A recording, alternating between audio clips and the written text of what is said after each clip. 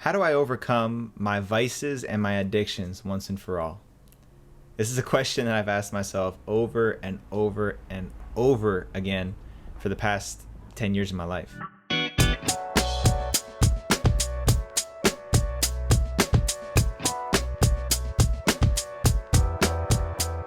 Pretty much the whole time that I've been an adult.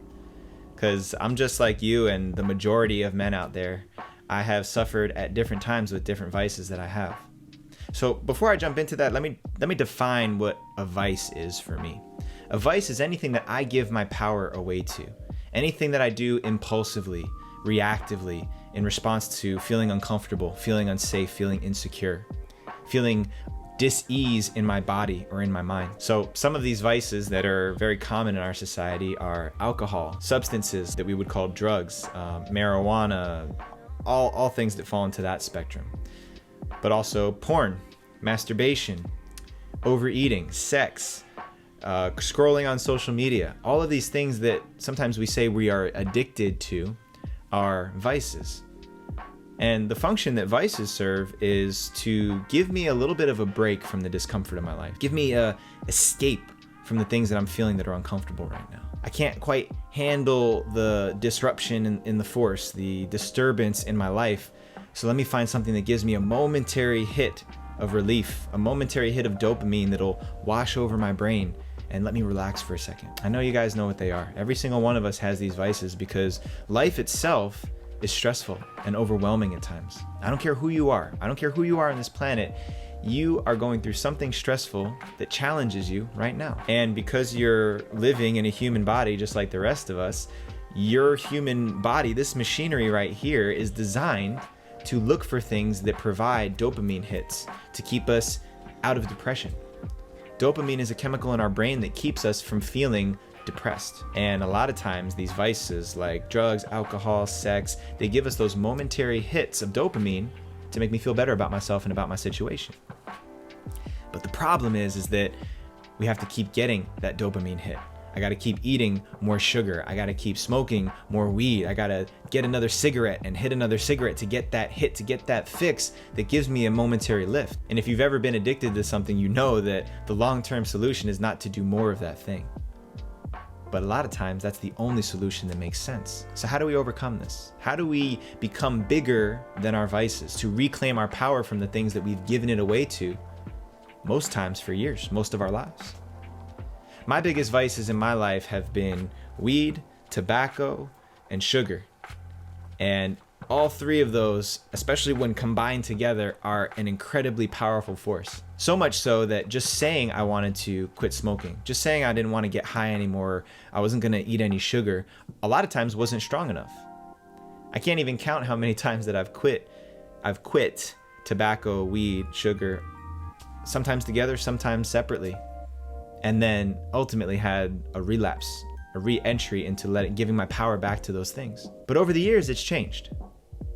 I don't smoke weed, I don't smoke tobacco the way that I used to when I was a kid, when I was in my 20s, back when there was nothing else other than myself who depended on me. And so what I found to be the long-term solution to overcoming a vice, going beyond just declaring and committing that I'm going to put it down and telling people that I'm going to do that too for accountability purposes. The one thing that has really helped me to take my power back from my vices is giving me something that matters more to me than the escape. For example, when I was 23 years old, I used to wake up, smoke weed, go to work, smoke weed when I got home from work, have dinner, and then smoke again before I went to bed. And I did that cycle for nearly 3 years straight, to a point where I was perpetually in somewhat of a high state all the time. Now, if I had that regimen of smoking weed in my life and applied that to my life now, where I'm the sole provider of a family of 4 for my wife, for my 4.5-year-old boy, for my 1-year-old daughter, I literally would not be able to function. I would not be able to take care of my family the way that I want to and smoke weed the way that I used to when I was in my 20s.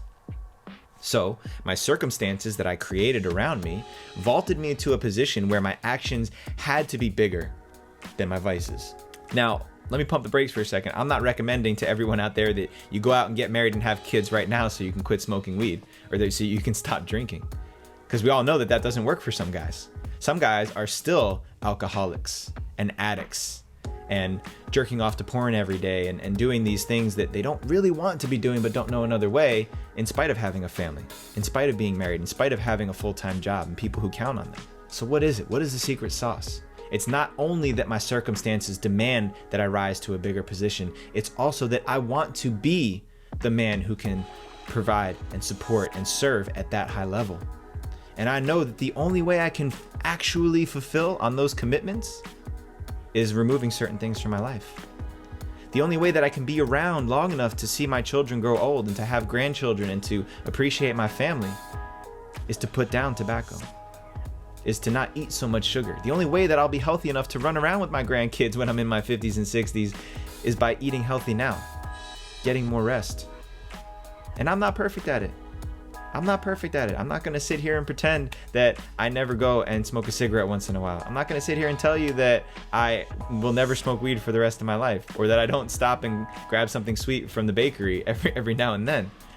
But the fact is that I have influence over my decision that I didn't have a year ago, 5 years ago, 10 years ago. My circumstances lifted me and called me forward to be a better version of myself. And then I answered that call because I actually wanted to be that man. I cared more about being that man in service to others than just being in service to myself and my own comforts and safety. And this is why rites of passages and rituals and initiations are so critical at early stages of development for boys and men, because that's when we learn how to be with the discomforts and difficulties of life. Most of us are stuck in our vices and our addictions because we never learned how to engage with challenge to the degree that life is going to throw at you no matter what, no matter who you are, no matter where you come from, no matter how much your mom and dad took care of you to get you to this point. In fact, most of us who are suffering from vices, the reason we are is because we never learned how to deal with adversity in a healthy way. And so you can't rewind your life. You can't unlearn everything that's been conditioned and drilled into you, but you can choose to change. You do have the power to do that. You have the power to rise above. I don't care how difficult it is. I've seen people do it and I've done it myself. But what's required is to learn how to lean more deeply into that discomfort and that challenge without giving yourself that momentary escape. Because all it is it's a trapdoor. It's not actually an escape. And every single one of us has the ability to rise above these vices and these addictions that we lean on to get through one day at a time. It's time to think bigger. It's time to aim higher. It's time to be the best version of ourselves that we can be. And I know you can do it. I know you can do it because I've done it. And maybe you need some support around you. Maybe you need to lean deeper into this community here with Rising Man, or the community of men that you have around you in your life already. But whatever it takes, aim high. Go there. Be that best version of yourself, because everyone around you is counting on it. And they're suffering when we're not being the best version of ourselves. We're literally robbing them of the best version of me when I go and I choose something that's not in alignment with who I am. My family right there, right on the other side of this wall, they suffer from that. So make it about more than just you. Make it about more than your ego and your own sense of comfort and safety, and learn how to be that man in this world, because that's the type of man that we need, that your family needs, that the future needs from us. All right, if you're digging the Rising Man vibe right now and you're loving the message we're putting out there, hit us with some comments below and hit that subscribe button so you get a notification every time we drop these videos. And please go to risingman.org and find a way to get yourself more involved in the Rising Man community. Rise up and claim your destiny.